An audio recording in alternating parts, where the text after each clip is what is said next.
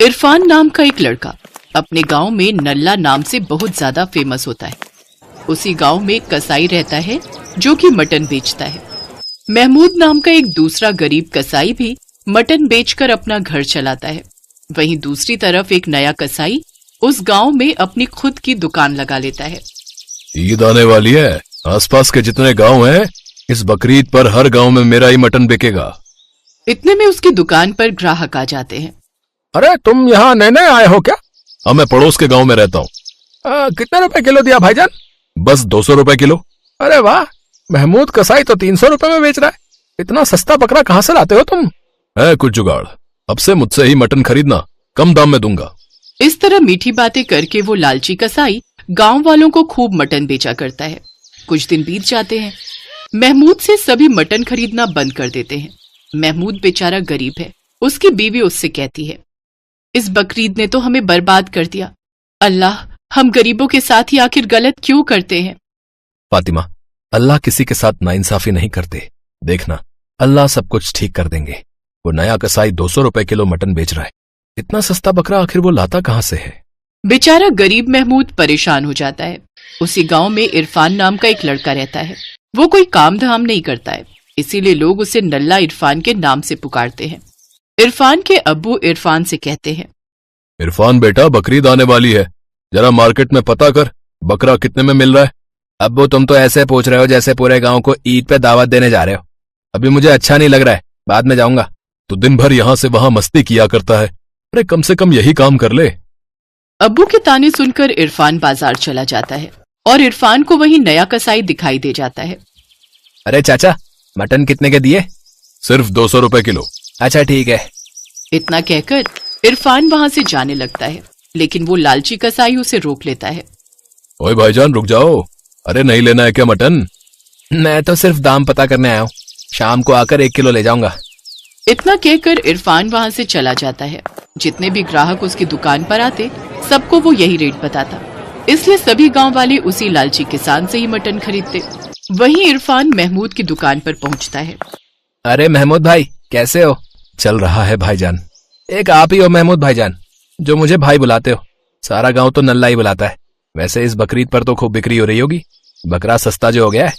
नहीं इरफान भाई, बकरा तो और महंगा हो गया है, इसलिए 250 की जगह 300 रुपए किलो बेचना पड़ रहा है। लेकिन वो कसाई तो 200 रुपए किलो बेच रहा है महमूद भाईजान। एक तरफ महमूद की दुकान पर एक ग्राहक नहीं है, वहीं दूसरी तरफ वो लालची कसाई दिन भर कमाई करके बहुत खुश होता है। ये तरीका कमाल का निकला, बिक्री बहुत हो गई आज। इन भोले भाले गांव वालों को नहीं पता कि इतना सस्ता बकरा आ कहां से रहा है। वहीं दूसरी तरफ इरफान महमूद भाई के लिए परेशान होता है। वो फैसला करता है कि लालची कसाई के बारे में पता लगाकर रहेगा कि वो सस्ता बकरा आखिर लाता कहां से है। ये सोचते सोचते वो घर की ओर जा ही रहा होता है कि तभी प्रधान जी उसे बुलाते हैं। अरे इरफान, अरे इधर आ, जरा काम है। इरफान प्रधान के पास आता है। ये लो पैसे, 20 किलो मटन लाकर मेरे घर पर रखवा देना। और हाँ, अपने गांव में वो नया कसाई आया है ना, उसी से मटन लेना, वो कम दामों में मटन बेच रहा है। इरफान भागकर उस कसाई के पास जाता है। चाचा, जल्दी से 20 किलो मटन लदवा दो, ये लो पैसे। अभी अचानक 20 किलो मटन तो है नहीं, तुम तो जानते हो 2 घंटे में ही सारा मटन बिक जाता है। नहीं होगा, प्रधान जी ने कहा था। खैर, मैं महमूद की दुकान से ले लूंगा। अरे रुको रुको, मैं कल सुबह जल्दी आकर प्रधान जी के घर मटन दे जाऊंगा, एकदम 6 बजे से पहले। ठीक है ठीक है, प्रधान जी के घर जाने की कोई जरूरत नहीं है। कल सुबह 6 बजे ही मुझे मटन चाहिए। मिल पाएगा? हाँ हाँ, मिल जाएगा। 20 किलो मटन बेचने का लालच उस कसाई के अंदर आ जाता है, इसलिए उसी वक्त वो अपनी दुकान बंद करके चला जाता है। तभी वहां से महमूद गुजरता है। अरे इरफान, अरे कम से कम तू तो मेरी दुकान से मटन खरीद लेता, मेरी भी बकरीद बन जाती। अरे महमूद भाईजान, कैसी बातें कर रहे हैं आप? दरअसल प्रधान जी ने 20 किलो मटन मंगाया है और इसी कसाई से लेने को बोला है, क्योंकि ये 100 रुपए सस्ता दे रहा है। तो लिया क्यों नहीं? उस कसाई का सारा मटन बिक चुका था, इसलिए अब कल देगा। ये कसाई आखिर इतना सस्ते में बकरा लाता कहां से है? मेरे पास एक आइडिया है। अगर आज रात आप मेरे साथ चलो तो इस कसाई का पीछा करते हैं, बस पता चल जाएगा कि ये बकरा इतना सस्ता लाता कहां से। ये सही कहा तुमने इरफान भाई, चलो अभी ज्यादा दूर नहीं गया होगा, ये पीछा करते हैं। इरफान और महमूद उस लालची कसाई का पीछा करते हुए उसके तंबू के पास पहुंच जाते हैं और चुपके से उसकी बात सुनने लगते हैं। अभी तक अलग अलग दूर दूर के गांवों से बकरे चुरा कर बेचता था, किसी को पता नहीं चलता था।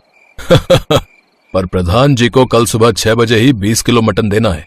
अगर इस गांव से बाहर गया तो कल सुबह तक बकरा चोरी करके यहाँ नहीं आ पाऊंगा, तो फिर वो महमूद बाजी मार लेगा। ऐसा करता हूँ, इसी गांव से 2-3 बकरे चुरा कर बेच देता हूँ। बाहर से इरफान और महमूद चुपके से ये सब सुन रहे थे। वो दोनों आपस में धीमी आवाज में बात करते हैं। अच्छा, तो इसलिए ये कसाई इतना सस्ते में मटन बेचता है। चलो इरफान भाई, इसका भांडा फोड़ते हैं। अभी नहीं महमूद भाईजान, पहले सबूत इकट्ठा करते हैं। आधी रात को महमूद रुमाल में कोई दवा लगाकर बकरे चोरने लगता है। इरफान और महमूद उसका पीछा करते हैं। अच्छा है, 4 बकरे एक साथ मिल गए। कसाई वो रुमाल सुंघाकर बकरों को बेहोश कर देता है और उन्हें खोलकर वहां से जाने लगता है। बकरे चोरी करते इरफान उसका वीडियो बना लेता है और अगले दिन सभी गांव वालों और प्रधान जी को वो वीडियो दिखा देता है। इस लालची चोर को पुलिस के हवाले कर दो, चोरी करके सस्ते में मटन बेचता है, इसे सजा मिलनी ही चाहिए। महमूद, तुम 20 किलो मटन मेरे घर पहुंचा दो। और इरफान, तुमने बहुत अच्छा काम किया है भाई, आज से कोई तुम्हें नल्ला नहीं बुलाएगा, ये मेरी गारंटी है। तो इस तरह बकरीद के एक दिन पहले उस लालची कसाई की सच्चाई सबके सामने आ जाती है और उसे सजा मिलती है। गांव के सभी लोग महमूद से ही मटन खरीदते हैं। उसका धंधा अब पहले से कई गुना बढ़ जाता है और वो खुशी खुशी रहने लगता है। एक समय की बात है, किसी गांव में दीनू नाम का आदमी अपनी पत्नी और 2 बच्चों के साथ रहता था। दीनू गांव के सेठ किशोरीलाल के पास नौकरी करता था। किशोरीलाल के पास बहुत सी पालतू बकरियां थी, जिनमें से एक बकरी गर्भवती थी। बकरी ने जिन बच्चों को जन्म दिया, उनमें से एक बच्चा बहुत ही कमजोर पैदा हुआ। वो अक्सर बीमार रहता था। एक दिन सेठ गुस्से में बोला, अरे दीनू, एक काम कर, इस बकरी के बच्चे को तू कहीं दूर जंगल में छोड़ा। हर समय इसकी वजह से और भी बकरियां बीमार होने लगी हैं। हमें बीमार को नहीं रखना। ठीक है मालिक, मैं कल सुबह ही इसे जंगल छोड़ाऊंगा। अगले दिन दीनू बकरी के छोटे से बच्चे को जंगल में छोड़ने के लिए चला जाता है। वो जैसे ही बकरी के बच्चे को छोड़ने लगता है, बच्चा मैं करने लगता है, मानो वो दीनू से कुछ कह रहा हो। कितना मासूम और प्यारा बच्चा है। अगर मैं इसको यहाँ जंगल में छोड़ गया तो जंगली जानवर इसको मार कर खा जाएंगे। पता नहीं, मन नहीं कर रहा इसे कि इसे यहाँ छोड़ कर जाऊं। दीनू बकरी के बच्चे को उठा लेता है और अपनी गोद में लेकर प्यार करने लगता है। बकरी का बच्चा भी दीनू को ऐसे लिपट जाता है मानो उसे कितना प्यार मिल रहा हो। दीनू उसे अपने साथ घर ले आता है। सुनो जी, हम लोग तो वैसे ही इतने गरीब हैं, 2 वक्त की रूखी सूखी रोटी भी बहुत मुश्किल से खा पाते हैं। हम इसका इलाज और देखभाल कैसे करेंगे? शांति, तुम नहीं जानती, जब मैं इसे जंगल में छोड़ रहा था, पता नहीं मेरा मन दर्द से भर आया और इसे जंगली जानवरों के बीच जंगल में छोड़ने का मन नहीं हुआ, इसलिए मैं इसे अपने साथ ले आया। अब जब ले ही आया हूँ तो इसको पालने का इंतजाम भी हो जाएगा। तुम और मैं मिलकर इसकी पूरी देखभाल करेंगे और मुझे यकीन है कि ये कुछ ही दिनों में बिल्कुल ठीक हो जाएगी। सच में ऐसा ही हुआ। दीनू और उसकी पत्नी शांति मिलकर बकरी के उस बच्चे की खूब देखभाल करते थे। धीरे धीरे उनके देखभाल की वजह से कुछ ही महीनों में वो बकरी बिल्कुल ठीक हो गई और बड़ी हो गई। बकरी ने अब दूध देना भी शुरू कर दिया था। सुनो, देखो हमारी बकरी कितना दूध देने लगी है। क्यों ना हम बकरी का दूध बेचना शुरू करें? इससे हमारी अच्छी कमाई हो जाएगी और तुम्हें सेठ की नौकरी भी नहीं करनी पड़ेगी।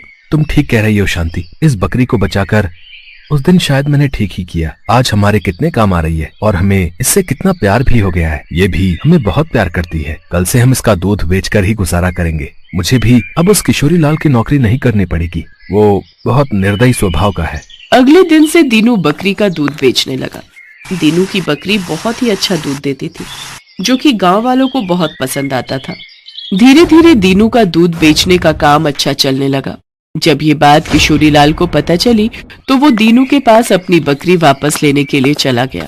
क्यों बे दीनू, मेरी बकरी का दूध बेचकर तू बहुत पैसे वाला बन गया है। तूने मेरे घर नौकरी भी करनी छोड़ दी है। चुपचाप मेरी बकरी वापस कर, वो बकरी मेरी है। किशोरीलाल जी, आपने तो इसे जंगल में छोड़कर आने के लिए दिया था ना। आप तो कब का इसे भुला चुके थे। वो तो मैं था जो मैं इस बेचारी को अपने घर ले आया। आज ये मेरे कारण जिंदा है, मैंने इसकी देखभाल की है। तू ऐसे नहीं मानेगा, मैं पंचायत में ये बात रखूंगा। किशोरीलाल पंचायत में अपनी बकरी वापस लेने की बात कहता है, पर पंचायत का मुखिया दीनू की तरफ था। देख किशोरीलाल, दीनू ठीक कह रहा है। तूने तो इसे बीमार और मरियल समझकर दीनू को इसे जंगल में छुड़ाने के लिए बोला था ना। मैं ठीक कह रहा हूं ना?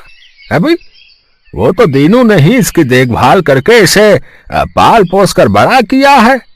अब इस बकरी पर दीनू का हक है। मुझे कोई और रास्ता ढूंढना पड़ेगा। इस बकरी को तो मैं हथिया कर ही रहूंगा। किशोरीलाल गुस्से में वहाँ से चला जाता है और उसी रात लड़कों को कहकर बकरी को उठवा लेता है। चुपचाप इस बकरी को यहाँ बांध दो, ये यहीं रहेगी। मैं भी देखता हूँ कौन इसे यहाँ से लेकर जाता है। किशोरीलाल बकरी को अपने पास ही रख लेता है। सुनो जी, चलो हम सेठ के घर जाकर अपनी बकरी वापस ले आते हैं। वो कैसे हमारी बकरी को चुरा कर ले गया? उसकी इतनी हिम्मत? शांति, मुझे भगवान पर पूरा भरोसा है। वो हमारे साथ कुछ गलत नहीं होने देंगे। मैं जानता हूँ हमारी बकरी हमारे बिना नहीं रह सकती। वो हमारे पास लौटकर जरूर आएगी। किशोरीलाल के नौकर परेशान हो गए। बकरी बिल्कुल भी दूध नहीं दे रही थी और ना ही कुछ खा पी रही थी। धीरे धीरे बकरी फिर से कमजोर होने लगी और बीमार हो गई। अरे किस बीमार को उठाकर ले आए? इसे तो वापस उसी दिनों के पास छोड़ाओ।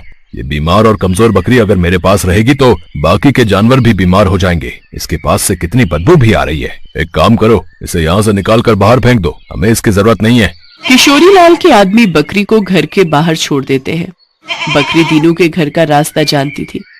वो तो बहुत खुश थी कि वो अपने मालिक के पास वापस जा रही है।